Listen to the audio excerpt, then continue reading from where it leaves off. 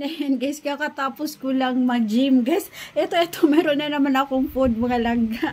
Ayan oh. Ayan guys, napakasarap naman talaga nito. Paano na yung aking diet guys? Paano ko ba mami-maintain yung aking diet? Ayan guys, okay lang yan mga langga. Ayan, kain lang tayo. Kain lang tayo ng kain na masasarap guys. Basta, ayan, kinabukasan guys, magsasayaw-sayaw lang tayo. Sayaw-sayaw lang tayo guys. Ayan, para po matuna yung ating kinain. Ngayong gabi, ayan po. Ayan guys, ito yung aking mga paboritong pang merienda. Ayan yung ating pansit. Ayan. Sarap. Sarap guys. Masarap, lasang-lasa yung Mickey guys. Alam niyo yung pansit guys. Pansit ba to? Ayan. Pansit ng Bicol guys. Ayan. Ang sarap niya. Lasang-lasa niya guys yung Mickey natin. Grabe. Ang sarap niya. Ayan. Tikman din natin tong puto cheese guys. Oh. Ang laki-laki. Malaki ng cheese mga langga. Grabe. Sarap.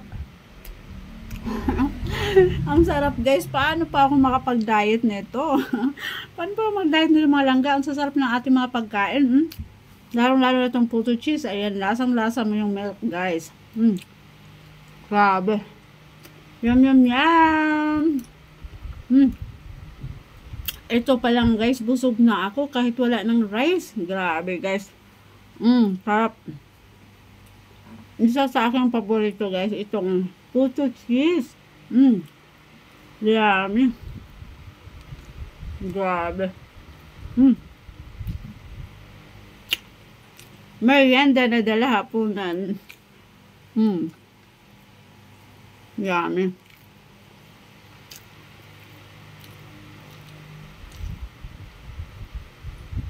Lasang-lasa mo yung kanyang milk. Ano tayo?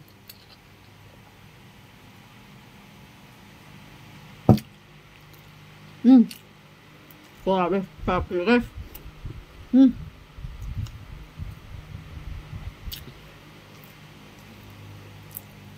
Ay, huyain natin dahan-dahan guys.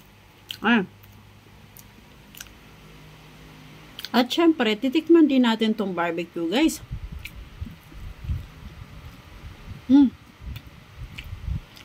Grabe, sarap. Andoon yung lasa mga langga.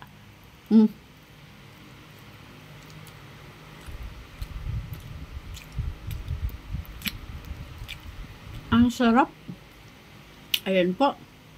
Thank God for all the blessing. Ayan, meron na naman tayong panibagong ulam. Ayan, kaya thank you sa aming chef guys na lagi nagluluto. Ayan, ang sarap-sarap ng mga guys pagkain.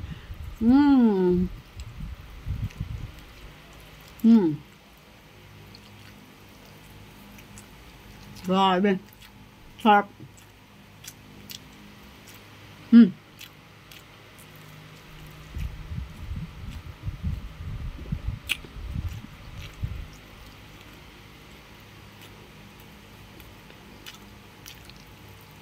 Grabe.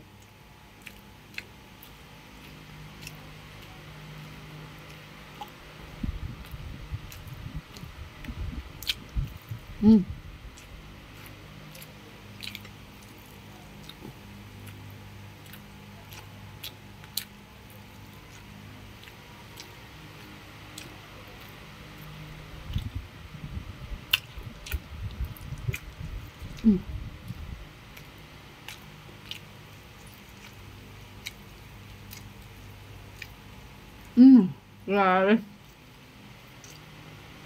Ang sarap. Ayan, I'm done guys.